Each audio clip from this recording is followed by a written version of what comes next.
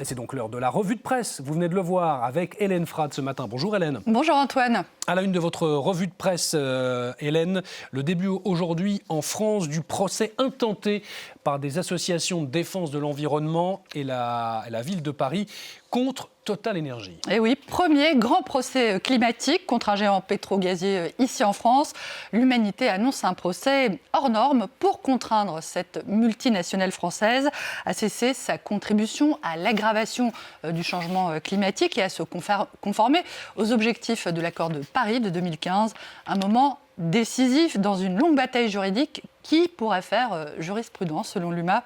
Le quotidien indique que le ministère public veut faire valoir pour sa part que la loi sur le devoir de vigilance qui a été votée en 2017 ne s'étend pas au changement climatique. Une position perçue par l'UMA, je cite, comme un soutien sans ambiguïté à Total Énergie. L'humanité qui rappelle au passage que le groupe français fait face depuis des décennies à de nombreuses procédures pour son implication présumée dans des violations des droits humains, notamment en Ouganda et au Mozambique, ce qui a d'ailleurs conduit à la saisine en novembre dernier du parquet antiterroriste pour complicité de crimes de guerre, de torture et de disparition forcée dans ces deux pays.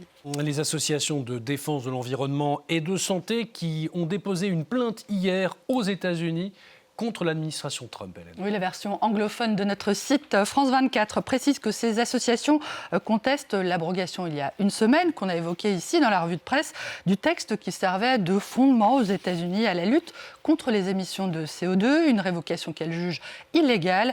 Là encore, cette plainte devrait lancer une longue bataille judiciaire qui pourrait remonter jusqu'à la Cour suprême.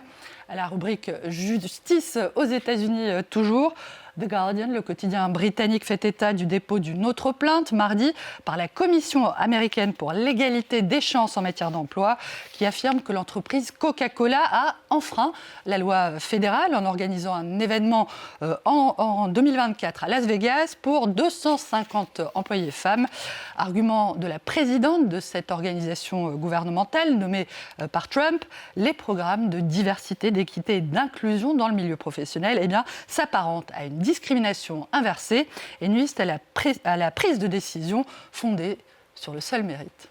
Direction à présent le Tchad dans votre revue de presse, Hélène, où l'hypothèse d'un retour des soldats français ne serait pas exclue. Oui, c'est ce qu'indique le quotidien Le Monde, qui rappelle que le dispositif militaire français historique au Tchad, qui a été imposé en 1900 par une expédition coloniale et maintenu malgré l'indépendance du Tchad, a pris fin le 30 janvier 2025, après que le président Mahamat Idriss Déby a brusquement sommé la France de se retirer.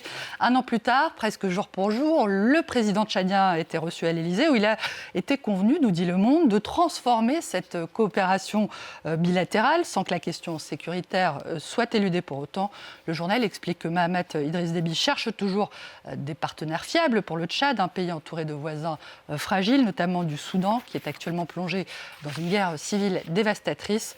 À lire également sur ce sujet, toujours du côté du Monde, cette ambition du président tchadien de valoriser un atout unique, Antoine, le plus gros cheptel de dromadaires de la planète, avec près de 11 millions de têtes.